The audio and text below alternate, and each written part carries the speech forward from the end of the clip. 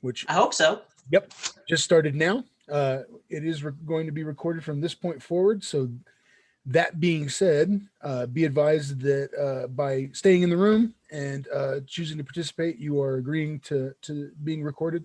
So if you don't want to be recorded, either your beautiful face or your voice, go ahead and disable those functions now and use the chat for communication purposes, and we'll be happy to help you out with that.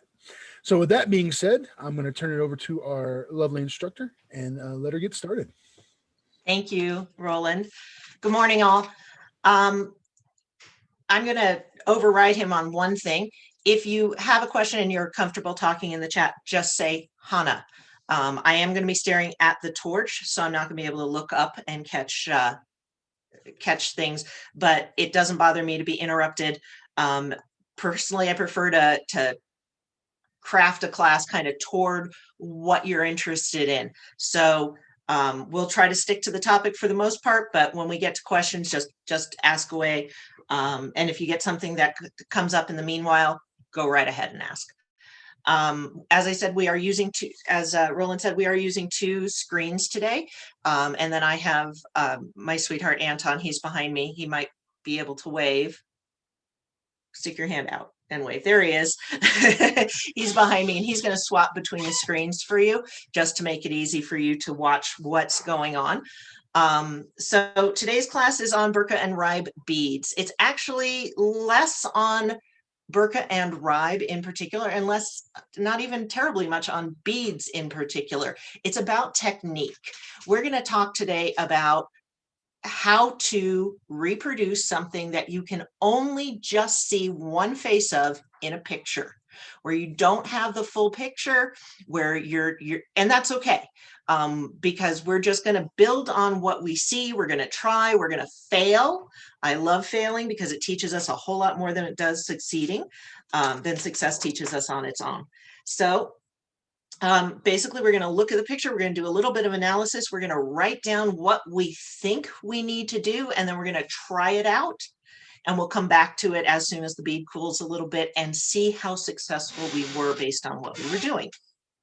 I apologize that my chair makes so much noise. I also apologize that I had to use the audio on the computer today. I usually do audio on a microphone headset, right on my, so it sits on my chest so that you can really hear me. And unfortunately, we couldn't get I couldn't hear anyone. I could see, and you could hear me, but I couldn't hear anyone. So here we go. Let's pull up our first picture. There we go. So this is a bead from the internet. I got this this is a Birka find, and we don't have the full picture. Here is a whole lot of beads. We went ahead and zoomed in on this one, but we don't have a scale on this. We don't have a key telling us just how big that is. I don't have any record. I don't have anything anywhere else to dig up more information on this. So we're just going to make stuff up. We're going to hope we get something that looks similar. I have done this one before, and I will pull it up and show it to the camera. But for the minute, we're just going to look at this, and we're going to pull up what I've done before and the bead as we create it and see what we get. So what I'm seeing is, I think this base bead, the thing underneath all the decoration, I think it's just black. I don't think we have, I'm not seeing any translucence. There's a light reflecting on it from the picture, but I don't see that there's light coming through the bead. I see around the center, the equator of the bead, I see that there are stripes, but they look to me very uniform.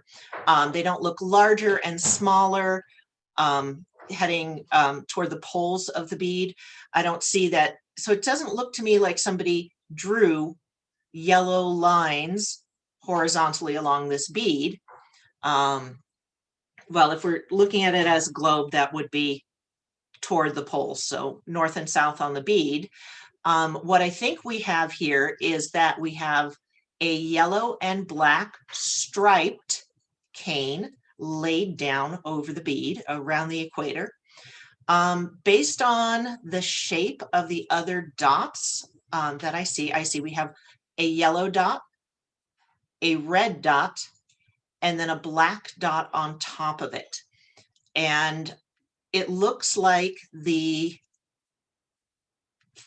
item in the center, the cane in the center, is pushing on that glass. So from a little experience of mine, I would say that the center striped cane is laid down and not all the way melted in before the dots are added on. And then as they melt together, the cane pushes that.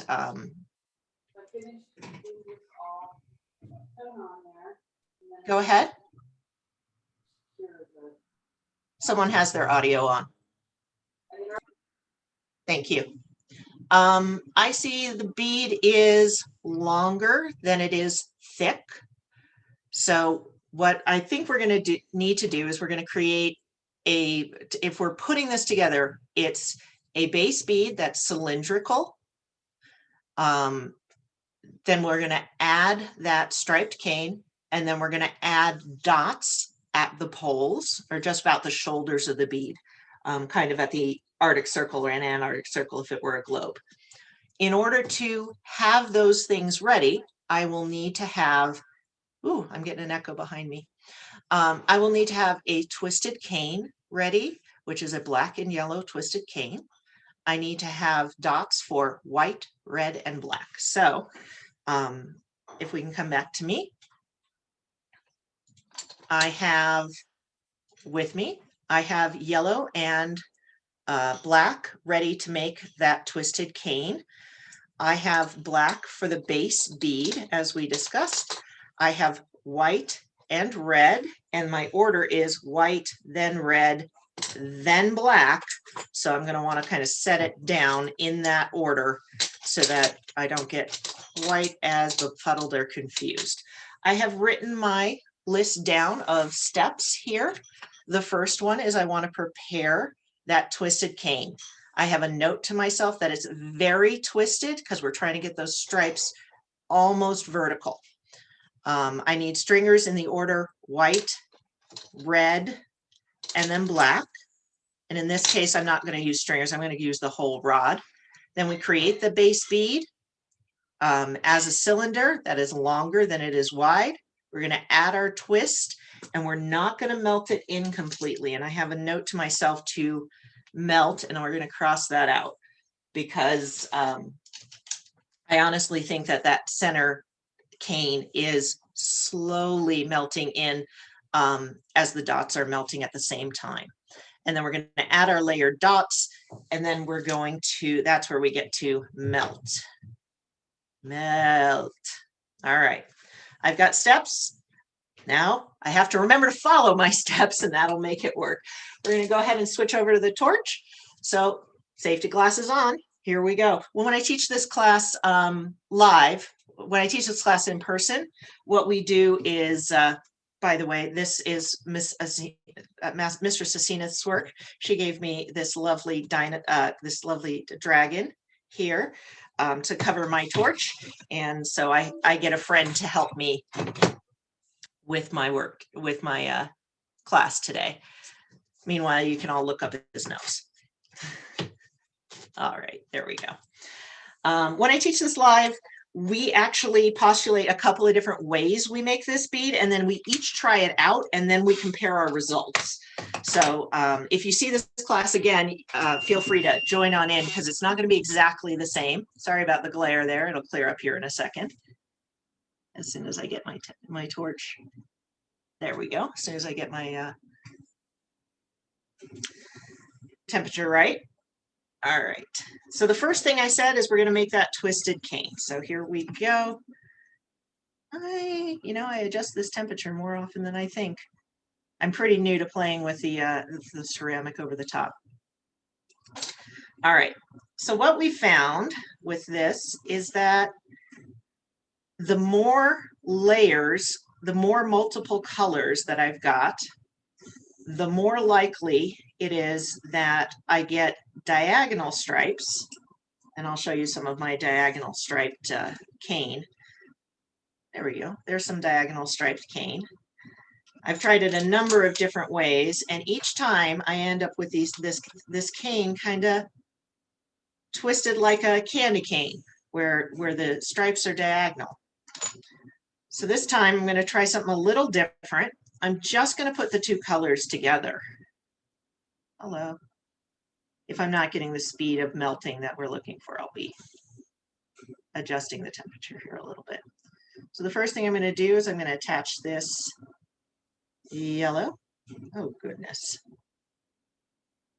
Let's try again. We'll go up a little bit in temperature and see if we can't get that to lay down nice. There we go. So what I want to do is I want to do just as much black as I have yellow. And that's what I was seeing in the twist part of the bead. So now I have black and yellow, and I'm just laying that down to get it nicely fused together. There we go.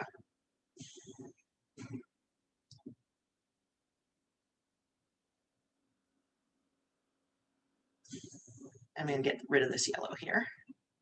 Make my life a little easier, set that aside. I'm just going to use this big fat black here as a handle.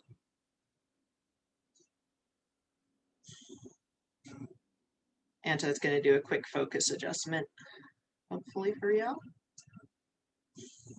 And if the colors don't look quite true to you, we are working through a filter. All right. I want to get both of these completely melted together. Would you please check why my phone worked?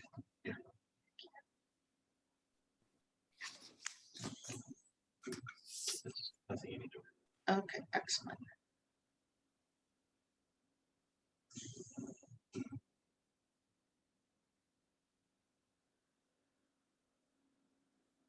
So I'm going to melt this all down, and I'm slowly pushing it together.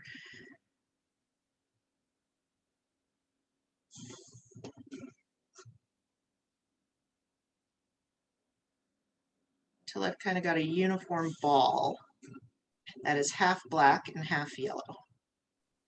We're going to give it lots and lots of twists today in hopes that we can get to that vertical striping.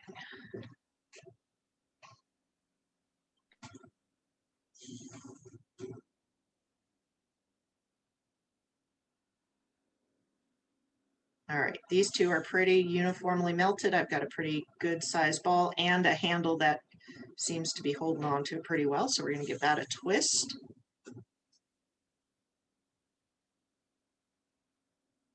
Give it lots of twists. And then slowly pull it apart as I pull my hands apart here to get more of a horizontal striping here. And I still have quite the diagonal striping, so I haven't quite solved that action yet, but we'll get there, and that's okay. It is more horizontal than some have been, so that's an improvement. It's not all there though. I'm going to set this aside. We'll come back to it.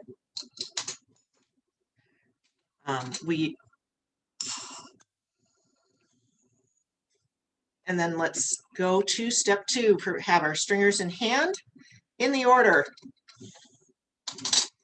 They are going to go down white, then red, then black. And I have opted not to use stringers. I'm using full rods. So we have our 3 rods here, and I'll set those out in order.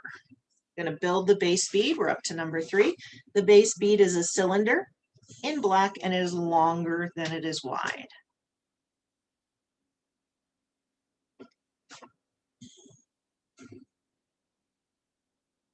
There will be a lot of pausing in this while we watch the bead get built. So questions are it's a great time for questions because I can talk and work at the same time. The trick is I can talk and do everything at the same time. The trick is getting me to actually shut up.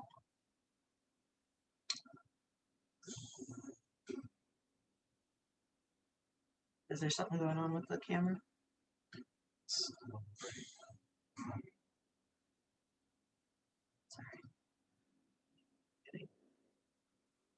Thank you. I'll ignore that too.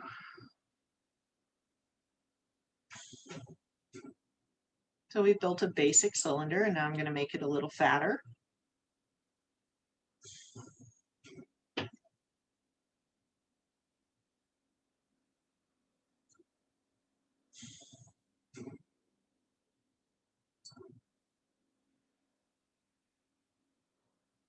If the techniques that I'm describing, the method here, sounds like something you've done before, it is indeed the scientific method. It is really just creating a hypothesis, deciding, you know, I think that this is done because these are melting in at the same time. And then it's testing it. We're building the bead. And that's one of the nice things about beads is that you don't have to build an entire dress in order to come up with, you know, it's pretty fast. It's not like I have to build a whole sword to find out that that's not quite the same. I can make several of these, make mistakes with them, try it again and try it again. And keep coming back to my hypothesis and correcting and making adjustments.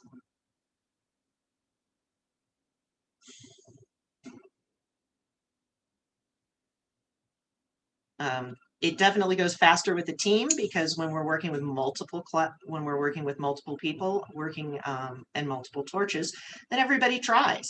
Everybody tries trying it this way and then trying it that way, and we see what we think of that. And what was more successful, and then we adjust our hypothesis based on that. So we're going to go ahead and let this nice big fat lump of glass melt all together here. I'm going to turn my torch up just a little bit to give you a little speed here.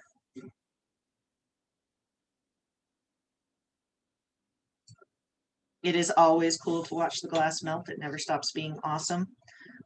If you ever see Spark and Snark come by, that's me. That's me. What we're doing is the glass workers get together. Some of us are on torches. Some of us are working on embroidery projects or jewelry projects, whatever we happen to have in hand. And we chat with each other while we work. But I do have the 2 cameras set up for the whole time so that we can watch the awesomeness of the glass melting. And I do take requests on Spark and Snark nights, and I make crazy things. I got asked to make peeps a couple weeks ago. They did not turn out looking like peeps. They were something. I'm just using this Marver pad here. This is a graphite pad. It could be soapstone. It could be the side of a knife. It's sufficient. So I'm going to bring my torch temperature back down. And now I've got that basic cylinder like we described it. It is definitely longer than it is thick. And the first thing we said on the list, number 4, we are going to add that twist. So we're bringing back in the twist we made at the beginning of class. And I'm going to go ahead and lay this down. And I will go ahead and as it melts into place, I'm going to give it a twist as it melts, trying to encourage it not to spread out. I want to keep it twisted. So a little extra twist there as I lay it down. And the one thing I can't see in the picture is just how that join was made. Probably because it's ugly. When you get your docents putting together whatever's in the museum, or your curators, whatever's in the museum, generally if they're going to take pictures, they're going to take pictures of the pretty side. So I'm making this rather ugly join here. We'll hope that it looks nice, but it might not be the same join that they did. I could have clipped it off with a pair of nippers. I have some cutting tools here of this type that I could have cut that off and gotten it to lay down a little bit more cleanly. So we had discussed not melting this all the way in. I am going to try to melt it some because I want to keep it in place. I don't want it to wander around while we work. I don't want it to pop off as being the big deal here. All right. And I'm just using a blade. It just happens to be perpendicular. This one's an X-Acto blade to help me push that glass into the position I want. And then we're going to add our dots in the order white, then red, then black. And what I was seeing is that the dots seem to be opposite each other, not zigzag from each other. So we're going to try, as I said, at the shoulders of the bead, or the Arctic and Antarctic poles. And having done this before, I found that 4 dots seems to be about right. I looked for my 3-dot bead and I have no idea where it is. So I did have something to share and show, but I can't find it now. It'd be nice if I was more organized. All right, we're going to go straight across from that dot. And the reason I did one and then flipped it all the way over is to help me position, is to help me figure out. It's kind of hard to judge directly 90 degrees, but it's pretty easy to judge 180. So, all right, we're going to get these melted down a little bit before we add the next color.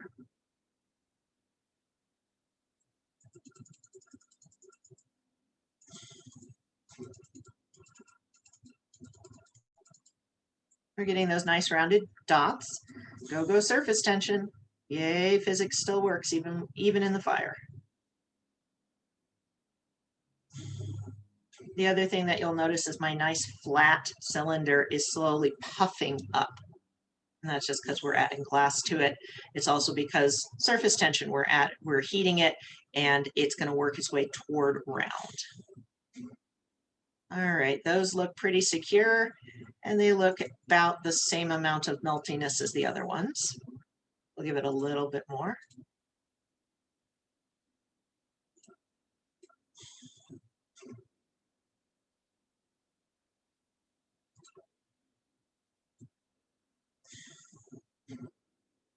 And you can just see a transition here where you're starting to see the bumps move from a domed position to a flatter position. They're just starting to spread out. All right, our next color is red.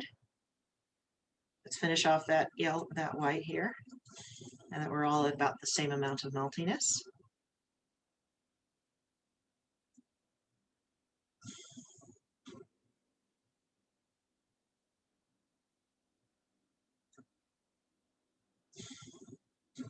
As I said, this is when we're sitting here watching the glass melt, it's a great time to throw out questions.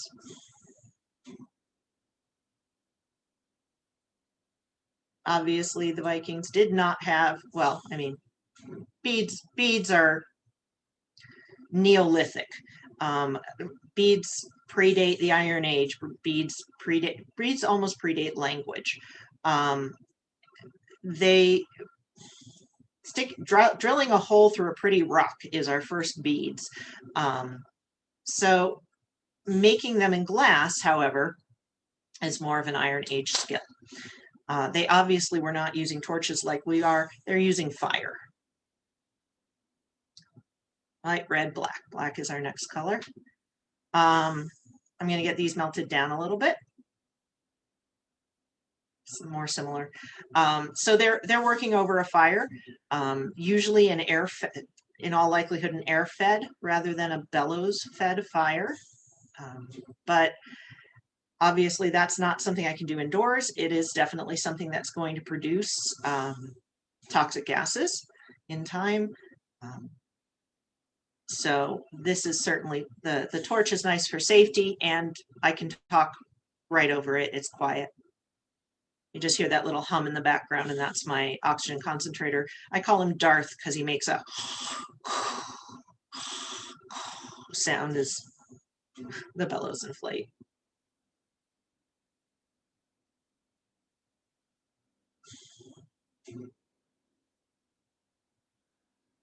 All right, we're getting good and melty. You notice that red turned black in the heat. It will come back to red.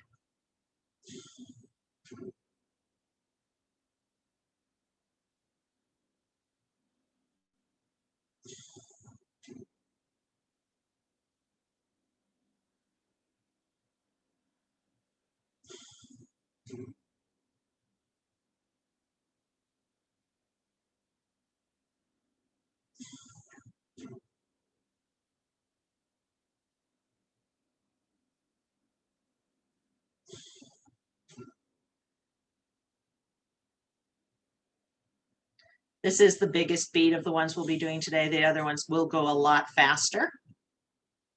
But the sheer amount of glass on this one is just really what's taking our time. All right, I'm going to turn that temperature up again. Try to get us melted a little faster today so that we can get to other things.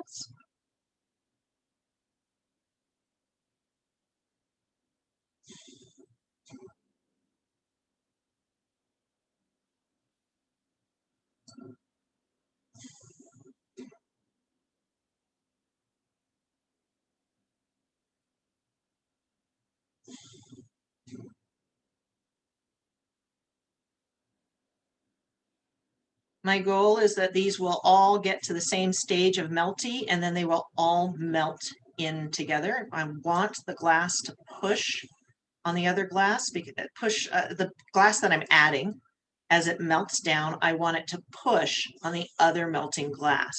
And that's what's causing the squaring up of those edges. We'll go to a big fat fluffy flame here.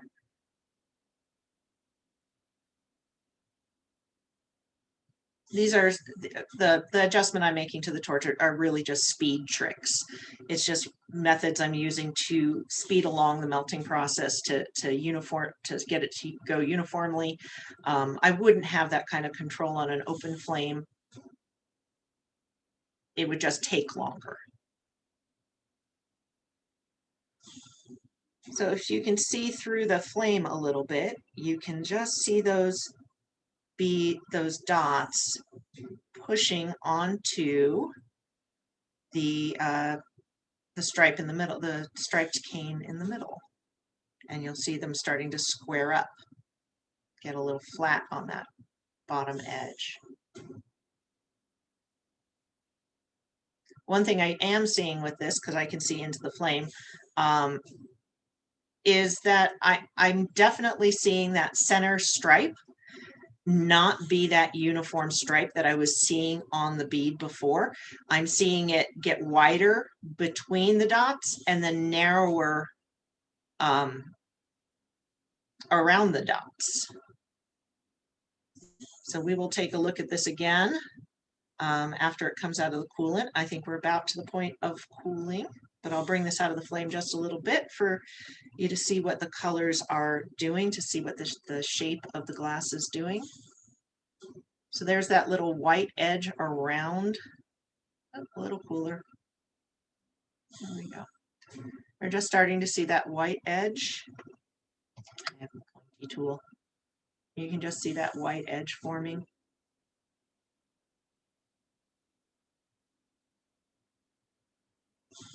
All right, I think this bead is ready to go ahead and get nicely cooled off. So here's a few things I'm seeing just before I go drop it in the coolant. See how it's getting fatter through here, narrower through here. I'm definitely seeing a flatter surface along that edge, but I don't think I quite hit it with that bead. It's close, but I have some adjustments to do to my hypothesis. So I'm going to pop the torch off real quick, and we're going to come back and start on the next bead. All right. I like to call these the bacon beads because that red and white stripe reminds me of bacon. Ooh, yay, coffee. These ones come out of Ribe. I don't speak any of the Scandinavian languages, so for all I know, that's pronounced Ribe, but we're going to call it Ribe for ease of use. All right, on the third, the most right-hand bead that we can see the whole bead in this picture, the color of the base bead, I think, is a transparent or translucent blue. I am definitely seeing, I'm not sure that I don't think my mouse is visible for you. I am definitely seeing a light kind of through the bead. So I would call this a transparent or translucent blue. Yeah, right through here. Thank you for that cursor. Transparent is the name that glass manufacturers give to colors you can see through. It doesn't just apply to clear, it applies to every color. So what we would have called translucent in the art world, we call transparent in the glass world. It's just a funny thing about that. I definitely see we see the red and white stripes. I'm seeing them in a couple of different applications. One, the red, and again, it doesn't look like red is laid down around the bead and then white is laid down around the bead and then red is laid down around the bead and then white is laid down. It looks like red and white, and the red and white stripes are one unit as they get put down on the bead. If I go to the one all the way on the leftmost, I see scallop shapes, it appears. Some of those scallop shapes seem kind of sharp, so it looks like there's a tool mark in there. That's what I'm pointing to. Exactly. Thank you. That looks like almost a knife was pushed in there and just kind of shoved that glass aside. I see some areas where it overlaps, where we've got a thicker, go down, that. Thank you. Where we have, it looks like it's an overlap, where there's a layer that went down over another layer. So it doesn't look like they cut off the stripes as they were laying them down. It just looks like they kind of dragged it into the picture. So I'm going to want to create a red and white cane that is, I'm seeing 1, 2, 3, 4, 5, 6 layers here of red and white. In other ones, I'm seeing 4, so somewhere between 4 and 6. You know, I can do it in 4 layers. I can do it in 6 layers. Both seem to have been done. I see that the base bead itself is again another cylinder, but this is a short and stubby cylinder like a tuna can, where it is shorter than it is wider than it is tall. This seems to be a medium blue. There's a super dark blue that I have. But this one seems like translucent enough I can see through it. And then the other thing that I noticed about this bead that's different from the one the cylinder that we were just doing, is this cylinder isn't puffy like a donut. It's flat like a tuna can. Hopefully that's a good descriptor for you. So it looks like there's a shape that went in there. So if I start this off and say, okay, my base bead is the cylinder, it is wider than it is tall, in a medium translucent blue. Before that, I want to have a layered cane prepared. And before that, it looks like I need to have a tool to make things flat. So my base tools are a marver pad or some flat surface. I will need to have, the next thing I want to do is I want to make sure I prepare that red and white cane. Then we produce our base bead and use that marver to make it flat around the edge. We're going to add our scallop shape rather thin and limit how much we overlap. And then if we're not getting that scallop shape where it's touching, we're going to use a knife. I noticed that I didn't put knife next to marver in my notes. So I'm going to make sure I have marver and a knife or a blade written down there. And then after we've added the decoration, we will shape that bead. So the order I have it written down in is create red and white cane. Make sure I have my marver and knife. I then want to create my base bead in a cylinder in medium blue, where it's wider than it is tall. Apply the red and white in a scalloped shape, and then reshape the bead. Hopefully that will produce for us what we're looking for here. So we're going to go ahead and start that bead. If we want to hop back to the torch, or you can hop back to my face for a minute and watch me drink my coffee. I'm sure you're all very excited about watching me drink coffee. It is extremely weird to teach and not be able to hear you all laugh when I make jokes. It's not all that weird to have people not laugh when I make jokes, but usually I can at least hear you breathing. We are laughing. Good, thank you. You're welcome. It's very hard to teach without feedback. I really do feed on it. And it's one of the things I found with the pandemic is that I do actually respond better when I can hear everyone on the other side. All right. I just went to grab my blue cane here. And of course, the first thing that is on my list is to make sure my tools are ready. So I have my Marver paddle. This is graphite. The nice thing about graphite is it can be used in the flame. It doesn't light on fire, but you'll notice that the handle does light on fire, and I have managed to do that before. I want to make sure I have that knife blade available to me. This isn't supposed to be used in the flame, but you can see I've kind of torched it every so often. We buy cheap tools in the glass world because we're only going to light them on fire. So as I said, I went to grab my blue cane, and the first thing on my list is make that red and white striped cane. I have pre-made a couple of them. This one is 6 layers, I believe.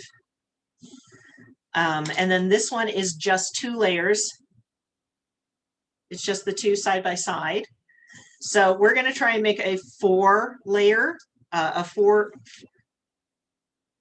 am I saying? 4 stripes. Woo! If you've ever taken a class with me, you'll hear me say things like preheat your cane. Preheat the glass before you start using it. If you don't preheat it, then you get that little pop that I just had. That little whoop was me watching this little end break off and fly across the table, which is why we have fireproofing on the table. All right. I want to use the darker color as the base and apply the lighter color. I did that earlier with the black and yellow, but I didn't say it. The reason is because the lighter colors melt faster. So if I'm waiting on the darker color to melt, that lighter color is already melted. All right, we're going to try to evenly space this around. Hello. I didn't have as much melted as I thought I did. All right, we've got one on one side. We're going to do the other on the opposite side here.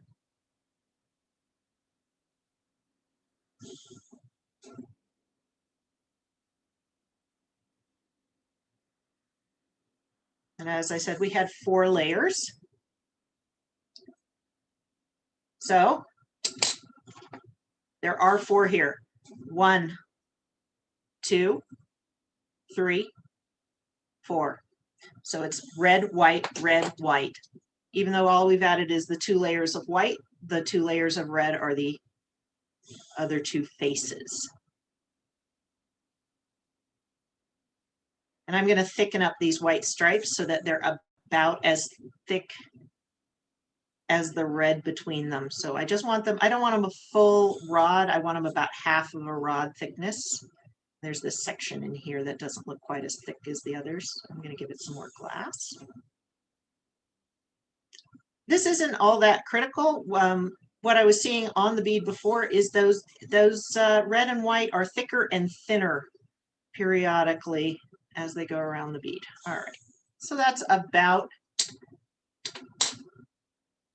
if I'm measuring it, this thickness is about this thickness is about this thickness, just so that they're all about the same. And I'm going to do what I did before, where I get this nice and warm up, wait for everything to melt in. And I'm going to borrow this clear glass because clear glass is nice and thick and slow to melt, which means that the other things,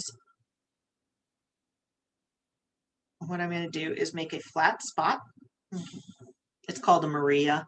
It's this, but this gives me just a surface to hang on to. And I'm just attaching a handle. Just make it easy on my hands to grab both ends of this. I could use a tool. I could use a pinching tool like a pliers over here. I do that as well. I would like this to melt, you know, before we all have to go. So I'm going to turn up my heat just a little bit here. And this time when I pull, you got to get it all mushy melty first. But this time when I pull, I want to not twist.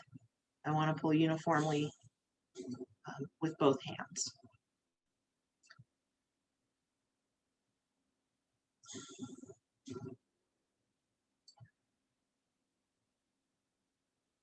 This is one of those times where we all watch the glass melt, so questions are absolutely welcome. I do have a project that I'm working on for an open fire furnace where we're actually working with charcoal fire to build a glass furnace that we can melt glass over. I've been pretty successful and not. I've been successful in producing something I can melt glass over, but it is not producing beads the size that we see in the archaeologic record. So I've got some of it right and some of it wrong. And so more experimentation to come on that. Of course, dealing with drought conditions makes it hard to get the time when things are wet enough and warm enough to work. All right, so I've got this pretty mushy. I'm pushing in and out to feel how mushy it is on the inside, mushy being the very, very technical term there. How pliable that glass is. All right, and I am ready to go ahead and give it a pull. The thicker stuff is, I'm going to put uphill. So I'm slightly off camera here, sorry. Go, go, go. I'm trying not to pull too fast. The faster I pull, the thinner this cane is going to be. And although I do want it applied pretty thin, there we go. I like that side-by-side shot. That's pretty. I've got a nice long cane, pretty thin, about a little thicker, not as thick as a pencil lead. Not as thin as a pencil lead, but not as, I'd give this about 3 millimeter, something like that. All right, and I'm gonna go ahead and set this down and let it come back to temperature. It's gonna be hot for a little bit here. So while it cools, we'll go ahead and start building that bead.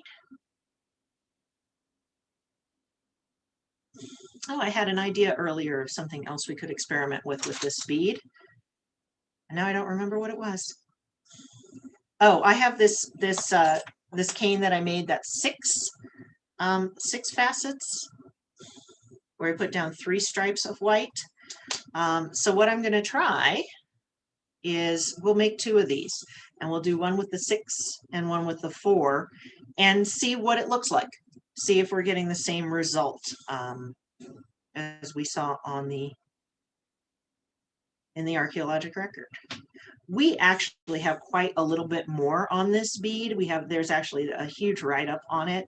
I assume it's somebody's doctoral or master's thesis, more about this bead. But I started this class before I had that information.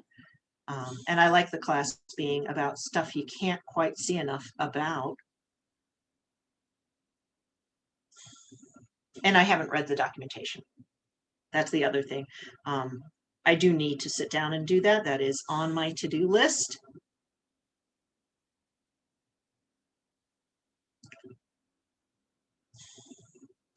And I'd like to know, how close am I to getting what I see? Am I making these beads too big? Am I making them too small? I'm at about 10 minutes left. All right, so I'm going to try to speed up a little bit here.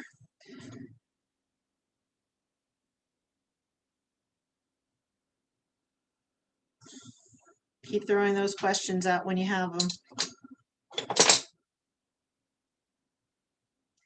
I'm not saying that this technique is perfect for everyone. I mean, it's the scientific method. It's very, very useful. But if you had to make an entire outfit to find out that you didn't do it right, that's a lot. That's a lot of redoing and retrying. You can do it with facets of your project. We're on item 3, shape. Shape your bead before adding decoration.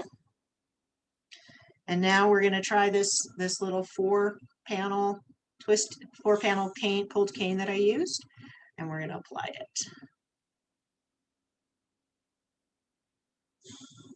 in a scallop shape.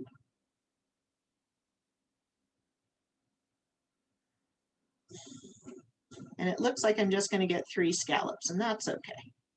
Now I'm going to go to the bottom scallops. Whoop.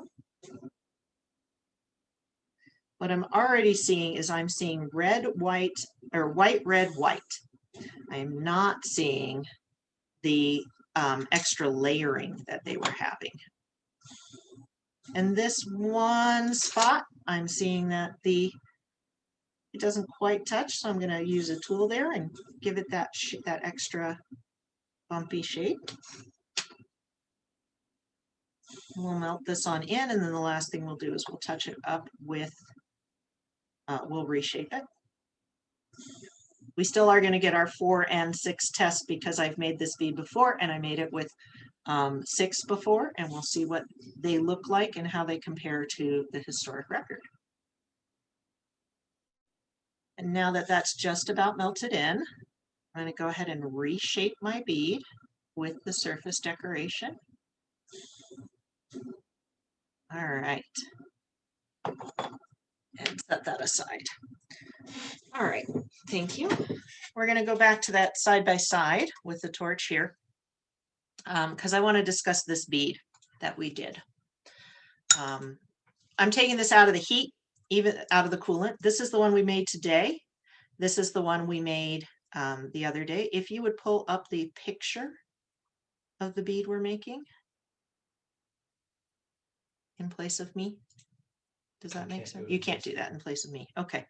Go ahead and change it up. Put the picture up on the torch view, and I'll bring these beads up here. No, go the other way. Okay, I can do that. And then would you drop my side by side? So here are our beads from today and from the beads from the record, from historic record. As I said, this one on the white is today's bead. And I've done this bead before.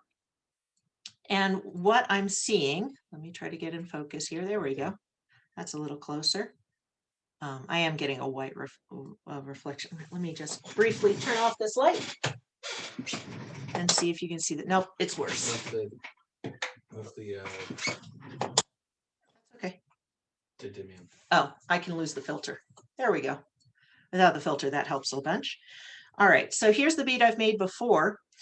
I am seeing a nice what I'm seeing in the historic record that I'm also seeing in this bead is a flattening here on this side of the dot. I'm seeing this stripe be pretty thick all the way through, even where the dots are. What I didn't get today, although my stripes are thicker like the historic record, less slanted like the historic record, I'm noticing it gets much thinner between the dots and thicker over here. So that means I need to change how I'm doing this. Maybe I want to put these dots down first and then put this down. Maybe this is the second step and not the first step. As we talked about, I have a couple of ugly joins here, but we can't tell that based on the historic record from those pictures. I'm also seeing that my dots today, I'm seeing this white edge up here, but I am not seeing the white. I'm not liking that tool for pointing here. I'll grab a different tool for pointing. I'm seeing the white edge down here, but I'm not seeing the white edge up here. I've got a little bit of it here, a little better here. And so what I'm seeing is that maybe I need to place these dots not directly on top of each other, but one dot goes down, the next dot goes slightly higher in the bead, this next dot goes slightly more higher again, leaving more white on this bottom edge. So close, but we're not quite there. So if I'm going to adjust my notes, I want to look at stacking those beads a little more, a little less centered. And I want to try putting the dots down first and the stripe down second. I am pretty happy with the nice thicker lines, and they're getting much more vertical. So putting those two colors together like I did, where they're stacked this way, that seems to be giving me a good result there. A better result than I was getting with some of the other stripes. And then I'm going to pull real quick beads from before that I've done, as I said, I've done before. And these are the bacon beads. I'm going to grab the one I did today. And it's okay with me if these beads aren't fully cooled, because what's going to happen is they'll crack, and I will be okay with having a couple of cracked beads around here. It's not like I don't have some broken glass on this desk here. So this is my 4-layer striping. One thing I noticed is that this is a much bigger bead than this, but my size-wise, the thickness of this versus the verticality of it, I think I didn't get this quite wide enough for as tall as it is. I think these are closer to the historic record. I like that translucent blue. I'm seeing that just fine. The red and white look right, but this looks closer to the historic record. This twist where I did 6, or it's not a twist, I didn't twist it, it's just pulled cane, as opposed to this one where I did 4. So I'm only seeing 3 of the 4 layers, and that's because the other one's on the bottom. Where this, I'm seeing 4 layers, 1, 2, 3, 4, 5 layers, 4 to 5 layers. And I'm seeing, but there's a layer on the bottom. So I think putting down 6 is looking better. This one, it's just, there's not as much white. So I wonder what I did there. Did I not put them as thick? Maybe I didn't put them as thick. Not quite sure what I did there. I do like that this join, again, we have another ugly join, but probably not in the picture. This mark here where we've got that tool mark where I pushed the glass, that looks a lot like the historic record, and I did it on this bead too, I'm sure. That's that ugly join.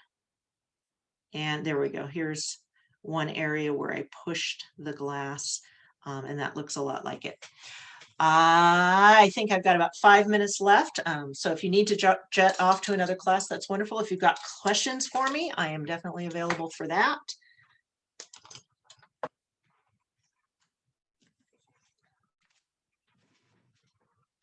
I can keep talking. I don't have a question, but wonderfully done. This is a very cool way to watch this demonstrated. I think It never stops being awesome. Can we come back to my face, please? Yeah, I love doing, as I said, when we do Spark and Snark nights, we run 2 feeds. Because Anton's over there, he's usually working on photography stuff, so you'll just occasionally see him in the background. But instead of his feed, what he puts up for the feed is the torch. So if you're watching us on Spark and Snark, you can watch the torch feed. If you've had an awful day at work, come on. Keep your video off if you don't want to be on video. If you don't want to hear us talking, because God knows we talk. If you want to hear us talk, don't want to hear us talk, turn your audio off. You don't have to listen to us. Just sit there and watch the glass melt, because glass melting is cool and it's really zen. It's really good for the just shutting the brain off and letting. Oh, I do have 2 in there, and just letting the mind float. And as I said, I do take requests. If you want to see my terrible peeps, please note I'm Jewish. I don't have peeps. I have never, so I looked some up. I've never had peeps. But I did eventually get something that looks a lot like our little peep here. Show your Viking. So my little Vikings, I will pull up my little Vikings. There's another little rubber ducky that I did from that request. My little Viking people, please note these are like barely 2 centimeters tall. She lost her little arm, but she has her little festoon and you can see her braids on the side. Oh, she's got quite the little gadonk. I didn't realize I put so much. And then here's my other one that had 2, that did end up with 2 arms, but no braids. And she's got her little festoon. And then my guys, one of these looks more than not like Jamie from Mythbusters. The nose came out a little funky. We kind of got a nose and mouth on him. And I know they don't have horns on their helmets. It's actually a Scandinavian shorthand. One of the things, if you've ever seen this guy only has one eye too. When you look at comics and you see little stink lines coming off of something, that's a shorthand that we use to say this thing stinks. Well, horns on the helmet mean this is funny in Scandinavian. So it's just a happy little shorthand for you. So yes, if they're meant to be silly, that's why they have those. So those are the little Vikings that I made the other day.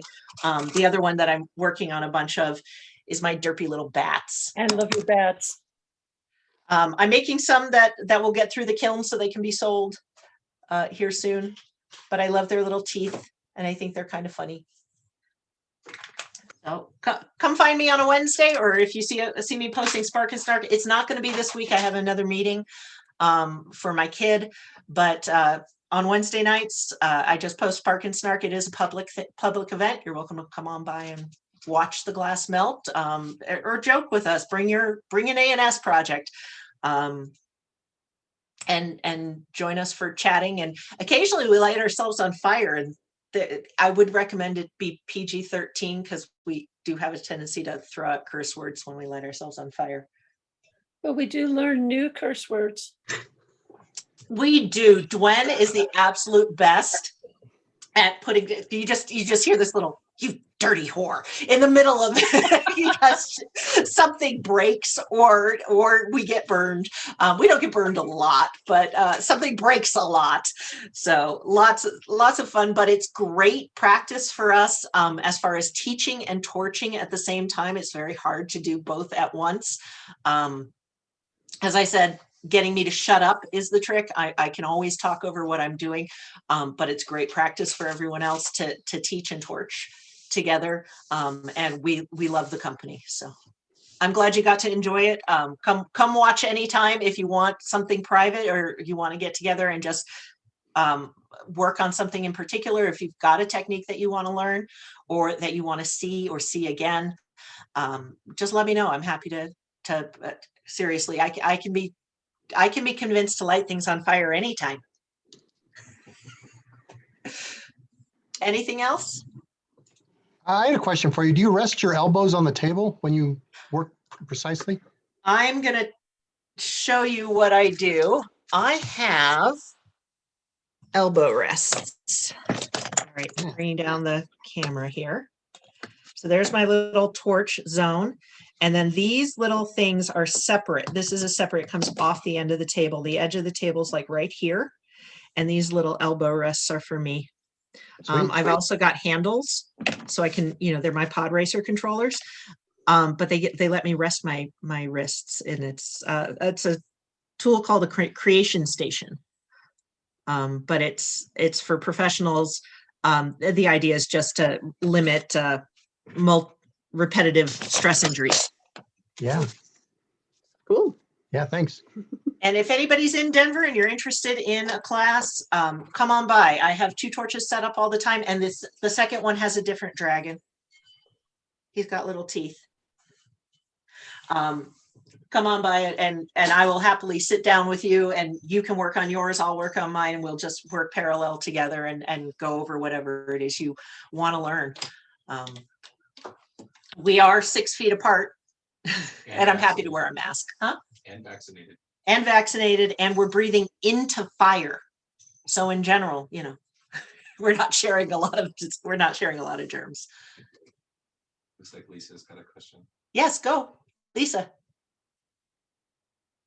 You're going to need to unmute so we can hear you. I was just clapping.